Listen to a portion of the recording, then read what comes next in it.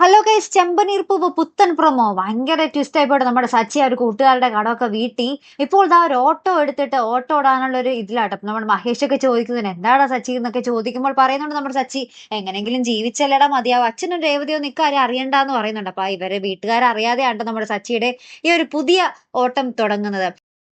അപ്പുറത്ത് നമ്മുടെ ശ്രുതിയുടെ കൈ തട്ടി കുറച്ച് സാമ്പാറൊക്കെ അവരുടെ അവിടെ ഇരിക്കുന്ന കസ്റ്റമറിന്റെ മേത്തൊക്കെ വീഴുന്നുണ്ട്. പിന്നെ അവര് തമ്മിൽ ഒരു അടിപിടി നടക്കുന്നുണ്ട്. പിന്നെ നമ്മുടെ ആ ഒരു ഹോട്ടൽ മുതലാളി നമ്മുടെ ശ്രുതിയെ പിടിച്ച് തൂക്കി വെളിയിൽ വിടുന്നുണ്ട്. ഇനി നീ ജോലിക്ക് വരണ്ട എന്നും പറയുന്നുണ്ട്.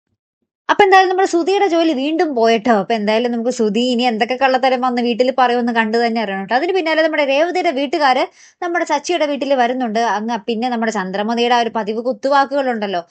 അന്നൊരു ആക്സിഡന്റ് പറ്റി അദ്ദേഹം മരിച്ചത് കൊണ്ട് എന്തൊക്കെ പ്രശ്നങ്ങളാണ്, എന്തൊക്കെ ഇവിടെ സഹിക്കണം എന്നൊക്കെ പറഞ്ഞ് കുറെ കുത്തുവാക്കുകൾ ഇങ്ങനെ പറഞ്ഞുകൊണ്ടേയിരിക്കുക നോൺ സ്റ്റോപ്പ്. നമ്മുടെ രവീന്ദ്രൻ നമ്മുടെ ചന്ദ്രമതിയുടെ വായൊന്നും അടപ്പിക്കാനേ ശ്രമിക്കുന്നില്ല കേട്ടോ. അപ്പൊ ഇതൊക്കെ കേട്ട് നമ്മുടെ രേവതിയുടെ അമ്മ ഭയങ്കരമായിട്ട് പൊട്ടിക്കരയുന്ന ദൃശ്യങ്ങൾ തന്നെയാട്ടോ കൂട്ടുകാർ. ഒടുവിൽ നമുക്ക് കാണുവാൻ സാധിക്കുന്ന കാഴ്ച.